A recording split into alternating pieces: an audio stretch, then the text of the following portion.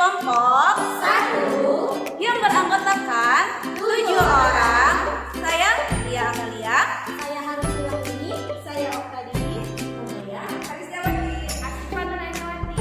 dan yang terakhir ada Fitri Ayu. Kelompok kami akan menjelaskan tentang model desain pembelajaran. Selamat menyaksikan.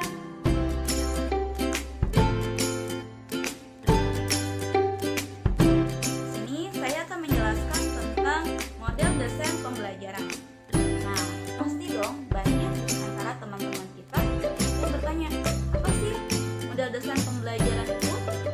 Jadi begini teman-teman, apabila antara pendekatan, strategi, metode, teknik, dan bahkan taktik pembelajaran sudah terangkai menjadi satu kesatuan yang utuh, maka terbentuklah apa yang disebut dengan model pembelajaran.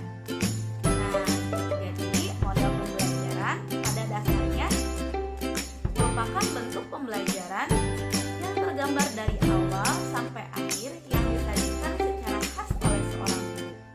Dengan kata lain, model pembelajaran merupakan bungkus atau wadah dari penerapan suatu pendekatan, metode, dan teknik pembelajaran. Selanjutnya, apa aja sih model desain pembelajaran itu? Nah, jadi begini nih teman-teman. Ada berbagai model desain pembelajaran dengan menggunakan pendekatan-pendekatan tertentu. Di sini, saya akan menyebutkan 9 model desain pembelajaran. Tadi itu, nah yang pertama, model Pick and Carry. Yang kedua, model Asur. Yang ketiga, model Wake and Ellie. Yang keempat, model Ellie. Yang kelima, model Breaking. Yang keenam, model PPSI. Yang ketujuh, model CAM. Yang kedelapan, model ISD. Yang kesembilan, yaitu model pengembangan instruksional atau MPI. Untuk lebih jelasnya, nanti akan dijelaskan oleh rekan-rekan saya.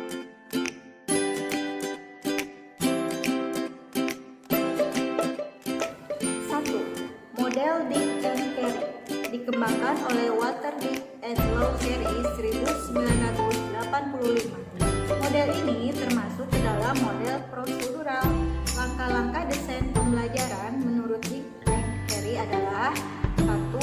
Mengidentifikasikan tujuan umum pembelajaran. 2. Melaksanakan analisis pembelajaran. 3. Mengidentifikasi tingkah laku masukan dan karakteristik siswa. 4. Merumuskan tujuan performansi. 5. Mengembangkan butir-butir tes acuan berpatokan. 6. Mengembangkan strategi pembelajaran. 7. Mengembangkan dan memilih materi pembelajaran. Mendesain dan melaksanakan evaluasi formatif. Dan yang terakhir, merevisi bahan pembelajaran. 2. Model Asur. Model Asur merupakan suatu model yang merupakan sebuah formulasi untuk kegiatan belajar mengajar siswa, atau disebut juga model berorientasi kelas. Menurut Heinrich et al. 2005, model ini terdiri atas 6 langkah. 1. Analisis learning, yaitu bahwa model pembelajaran mengacu kepada kemampuan pengetahuan anak. 2. Stated objective adalah adanya standar pembelajaran dan tujuan belajar. 3.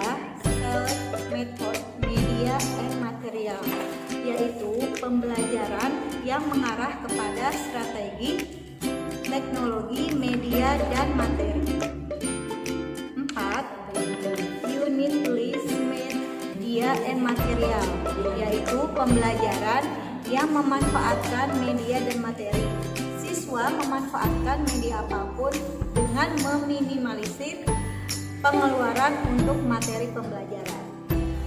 5. Require learning participasi, yaitu bahwa pembelajaran tersebut berperan dengan membawa keterlibatan siswa dalam belajar. Dan yang terakhir, evaluasi and revisi adalah mengevaluasi dan memperbaiki jika ada yang rancu dalam proses belajar mengajar.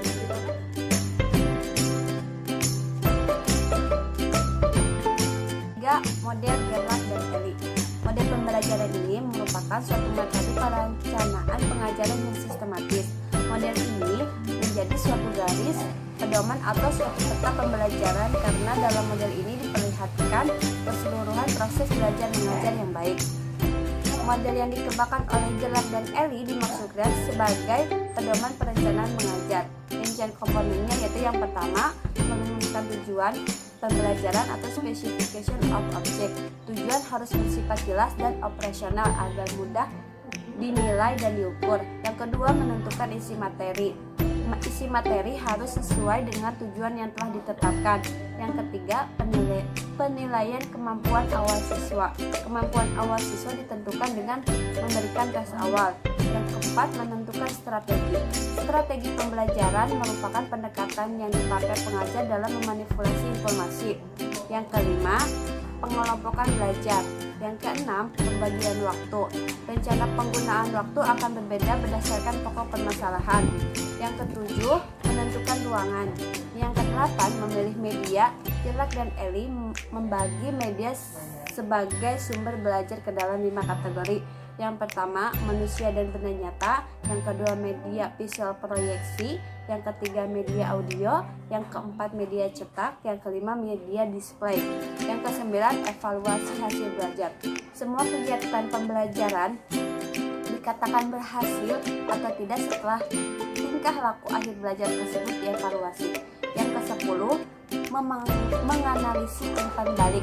Data dari analisis umpan balik yang diperoleh dari evaluasi, tes maupun tanggapan-tanggapan tentang kegiatan pembelajaran ini menentukan apakah sistem atau metode maupun media yang dipakai dalam pembelajaran tersebut sudah sesuai untuk tujuan yang dicapai atau masih perlu disempurnakan.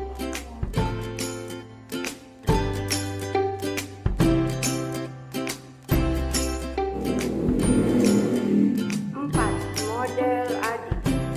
Model ADI pembelajaran yang menggunakan 5 tahap atau langkah sederhana dengan mengaplikasikannya. 5 langkah yang dikemukakan sesuai dengan cara, yaitu 1. Analisis. Menganalisis kebutuhan, menentukan masalah, solusi, dan kompetensi siswa. 2. Desain. Menentukan kompetensi khusus. 3. Development. Memproduksi program yang digunakan. 4.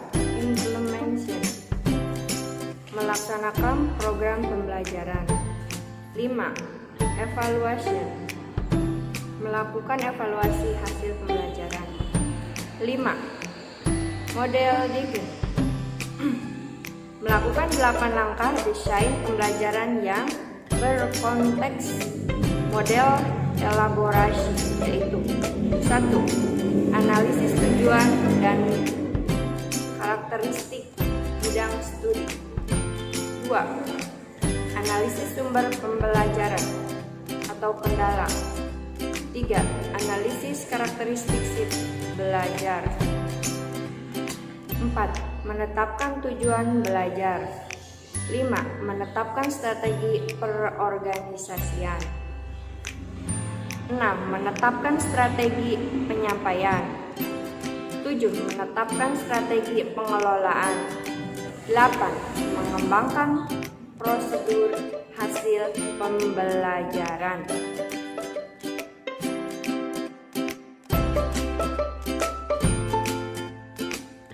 6. Model PPSI. Model ini merupakan gabungan dari perencanaan pengajaran versi Performance Based Teacher Education atau PBSE, perencanaan pengajaran sistematika, dan perencanaan pengajaran model grafis. Di Indonesia dikembangkan menjadi PPSI atau Prosedur Pengembangan Sistem Instruksional. Istilah sistem instruksional dalam PPSI mengandung pengertian bahwa PPSI menggunakan sistem, maka PPSI juga dapat disebut menggunakan pendekatan yang berorientasikan pada tujuan. Model pengembangan instruksional PPSI ini memiliki 5 langkah, diantaranya 1. 1. Perumusan tujuan. Perumusan tujuan menggunakan istilah operasional, misalnya membentuk hasil belajar, berbentuk tingkah laku, dan hanya satu jenis tingkah laku. Selanjutnya, pengembangan alat evaluasi, yaitu meliputi menentukan jenis tes yang digunakan untuk menilai tercapainya tujuan. B. Merencanakan pertanyaan untuk menilai masing-masing tujuan. Yang ketiga, pengembangan program kegiatan meliputi merumuskan materi pelajaran, misalnya menerapkan metode yang dipakai dan alat pelajaran atau buku yang dipakai, serta pelaksanaan, misalnya mengadakan pretest atau post-test.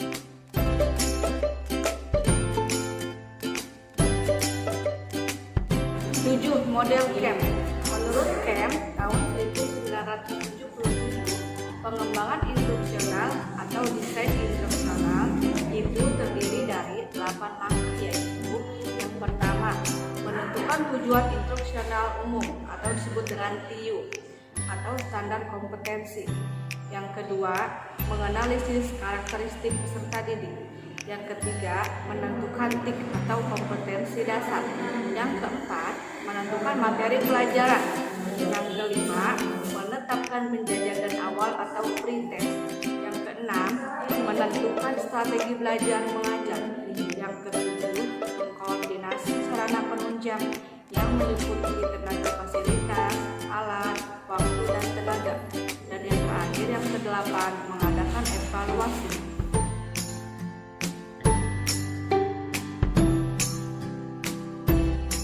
Model pembelajaran yang terakhir adalah model pembelajaran ISD dan model pembelajaran pengembangan instruksional. Yang pertama, saya akan menjelaskan tentang model pembelajaran ISD, Instructional System Design. Rancangan model pembelajaran merupakan prosedur yang mencakup langkah-langkah seperti menganalisis, merancang, mengembangkan, melaksanakan, dan menilai pembelajaran. Adapun yang dimaksud dengan menganalisis yaitu mengidentifikasi apa yang terjadi, dan merancang yaitu menspesifikasi proses dan produk, mengembangkan yaitu memandu dan menghasilkan materi pembelajaran. Yang dimaksud dengan melaksanakan yaitu menggunakan materi dan strategi dalam konteks. Dan terakhir, yang dimaksud dengan menilai yaitu menentukan kesesuaian pembelajaran. Model pembelajaran yang kedua yang saya akan bahas yaitu model pembelajaran pengembangan instruksional. Model pembelajaran ini dalam Suparman tahun 2001 dikemukakan ada 8 langkah, yaitu yang pertama, mengidentifikasi kebutuhan instruksional dan menulis tujuan instruksional umum. Yang kedua, melakukan analisis. Yang ketiga, mengidentifikasi perilaku dan karakteristik awal mahasiswa. Yang keempat, yaitu menulis tujuan instruksional khusus.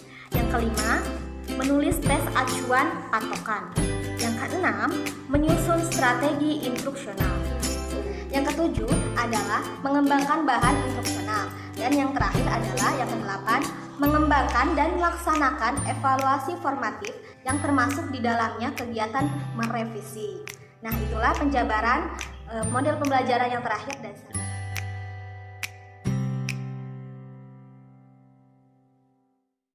Kesimpulannya begini guys, desain pembelajaran merupakan rancangan atas proses pembelajaran berdasarkan kebutuhan dan tujuan belajar serta sistem penyampaiannya sehingga menjadi acuan dalam pelaksanaan untuk menciptakan pembelajaran yang efektif. Dengan tujuan menciptakan pembelajaran yang efektif dan efisien dengan meminimalisir kesukaran siswa dalam memahami pembelajaran. Semoga bermanfaat dan mohon maaf bila ada kesalahan dan kekurangan. Wassalam.